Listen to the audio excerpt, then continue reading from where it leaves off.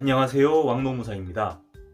오늘은 퇴직일에 따라 퇴직금이 어떻게 차이 날 수 있는지 알아보도록 하겠습니다. 퇴사할 때 이런 걱정하시는 분들 은근히 많더라고요. 퇴직금은 마지막 3개월 급여로 계산한다고 들었는데 월 중간 한 15일 정도에 퇴사하면 마지막 3개월 급여가 확 줄어서 퇴직금 엄청 손해보는 거 아닌가, 이런 걱정은 하지 않으셔도 됩니다. 11월 15일에 퇴사했다. 그럼 9월, 10월, 11월은 절반만큼만, 이렇게 2.5개월만 계산되는 건 아니고요. 11월이 절반만 들어갔으면 8월 절반도 반영이 됩니다. 월 중간에 퇴사했다고 해서 2.5개월만 반영하고 이런 게 아니라 어떻게든 앞뒤 채워서 3개월을 맞추는 거니까요. 월 중간에 퇴사한다고 해서 퇴직금에 손해보는 건 아닙니다.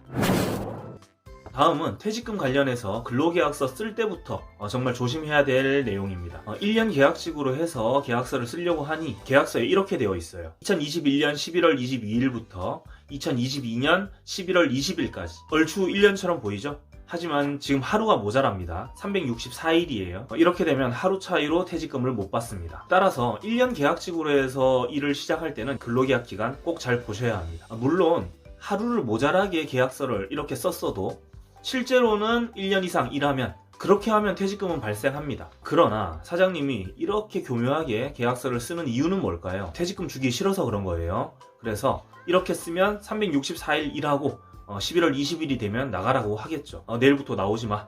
계약 종료다. 이렇게 할 겁니다. 그래서 계약서 쓸 때부터 계약 기간을 잘 해두셔야 돼요. 만약에 계약서 쓸 때 11월 21일까지로 써놨다. 그런데 사장님이 퇴직금 주기 싫어서 11월 20일에 이제 끝났다. 나오지 마라. 계약 종료다. 라고 해도 사장님 계약 하루 남았는데요? 라고 할 수 있다는 거예요. 자, 다음으로 회사를 오래 다니다가 퇴사할 때 어느 달에 퇴사하는 게 좋을지에 대한 내용입니다. DC형 퇴직연금 가입되어 있는 분들에게는 별로 의미 없는 얘기고요.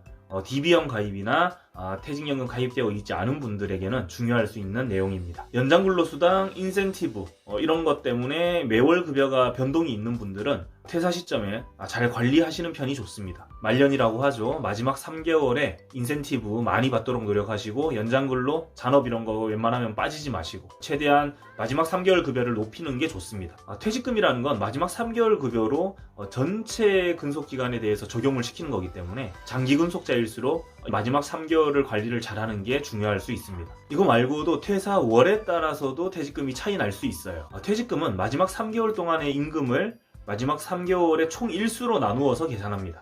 그럼 분자인 마지막 3개월 임금은 높게, 분모인 마지막 3개월의 총 일수는 낮게 하면 퇴직금이 높아지겠죠. 마지막 3개월 급여 높게 하는 건 조금 전에 살펴봤죠. 잔업이나 연장근로 최대한 많이 하시고 인센티브 같은 거 최대한 챙기시고 그러면 됩니다. 아래에 있는 이 분모를 어떻게 작게 할 것인가, 총 일수를 어떻게 작게 할 것인가.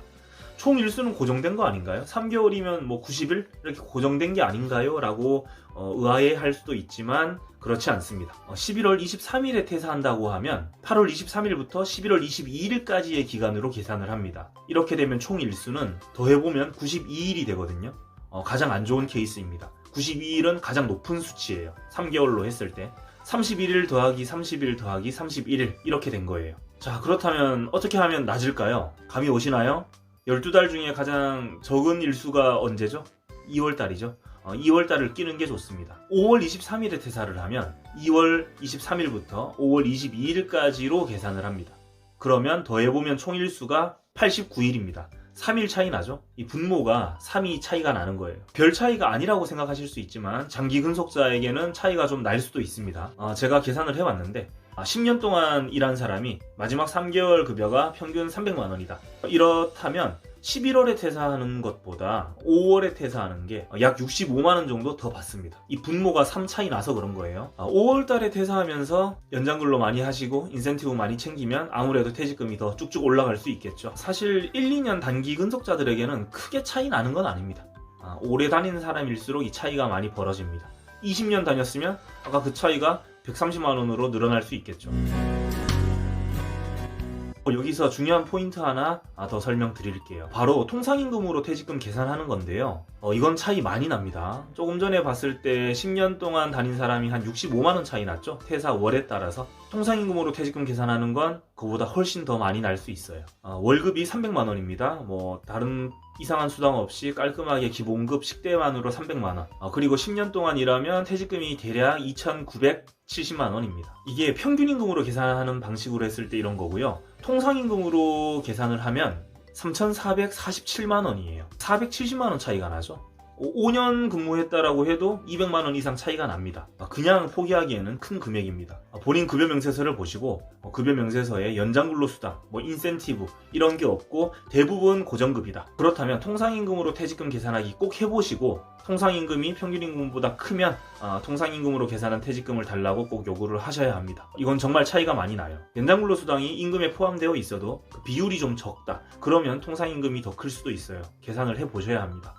아니면 연장근로수당이 많아요. 많은 경우에도 마지막 3개월에 내가 결근을 많이 했다. 이러면 평균임금이 쭉쭉 떨어지거든요. 하지만 결근했다고 해서 통상임금은 떨어지는 게 아니에요. 통상임금은 시급이기 때문에 내가 결근했다고 떨어지는 개념이 아닙니다. 그래서 마지막 3개월에 내가 부득이하게 결근도 많이 하고 해서 평균임금이 쭉 떨어졌다. 그러면 통상임금으로 계산을 하셔야 합니다. 그래서 통상임금으로 해보니까 금액 차이가 많이 나요. 사장님한테 이렇게 계산해 주세요 라고 하면 뭐라고 할까요? 99%의 확률로 사장님들 반응은 이렇습니다. 그게 뭐냐? 우린 그렇게 안 한다. 세무사가 이렇게 주면 된다고 하던데? 절대 그냥 주지 않습니다. 상담 많이 했는데 그냥 받았다는 사람 하나도 없었어요. 결국에 통상임금으로 퇴직금 받으려면 노동청 신고하셔야 합니다. 상담했던 분 중에 한 분은 특이한 분이 있었어요. 제가 예전에 통상임금으로 퇴직금 계산하는 거 영상 찍은 거 보시고 노동청까지 가셨는데 감독관이 이런 거 없다, 평균임금으로 하는 게 맞다 라고 했다는 거예요. 참 특이한 케이스입니다. 근로감독관 분들 중에 간혹 그러신 분들도 있나 봐요. 그런데 이건 행정 해석이 있습니다. 이 노동청이라는 곳은 판례보다 법원에서 땅땅땅 내린 그 판결보다 행정 해석을 더 중요시해요. 자기네 부서의 고용노동부의 행정 해석이 있습니다. 우리는 이 사안에 대해서 이런 식으로 판단하겠다. 그래서 노동청에서는 무조건 행정 해석을 보고 판단하기 때문에 이 행정 해석을 찾아가서 여기 행정 해석이 있는데 이거대로 판단해 주세요 라고 하시면 됩니다. 자, 행정 해석 번호가 이건데요. 이렇게 노동청 신고했는데 감독관이 통상임금으로 계산하는 게 아니다 라고 하면 이 행정 해석 번호를 알려주시고 이거대로 판단을 내려달라 하시면 될 것 같아요. 이게 법에도 나와 있어요. 법에도 평균임금보다 통상임금이 더 높으면 통상임금을 평균임금으로 본다. 이 말인즉슨 둘 중에 더 높은 걸로 계산해라 라는 거거든요. 이거는 퇴직금 중간정산 받았던 분들에게도 적용됩니다. 지금 내가 이걸 알았어요. 평균임금이 아니라 통상임금으로 계산하니까 더 높게 나오는 걸 알았어요. 그래서 가만 생각해보니 내가 한 3년 전에 중간정산을 받았던 거예요. 그런데 그때는 평균임금으로 계산해서 받았습니다.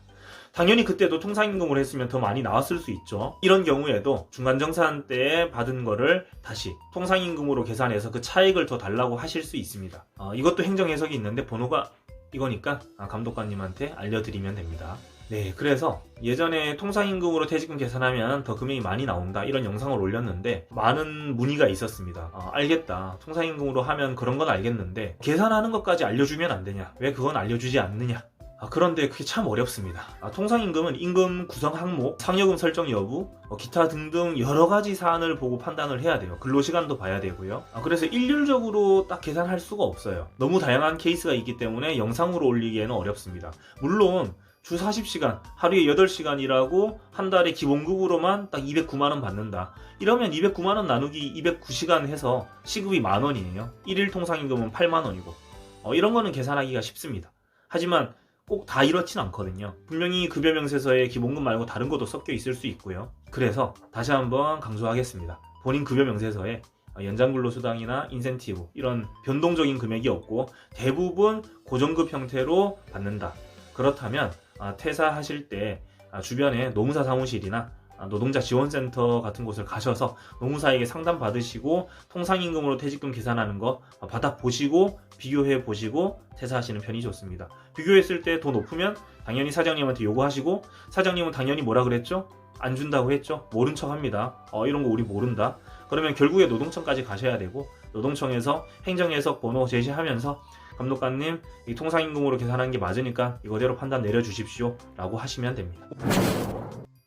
오늘은 여기까지 하겠습니다. 어느덧 왕노무사TV가 2만 명을 향해서 달려가고 있습니다. 12월 2일 목요일 저녁 9시에 2만 명 기념 유튜브 라이브 할 거고요. 아마 그때 2만 명이 넘을 것 같아요. 애청자분들께서는 꼭 알람 설정해 주시고 그때 쿠폰 같은 거 많이 뿌릴 거니까요. 라이브에서 만나도록 해요. 그럼 다음 시간에 또 만나요.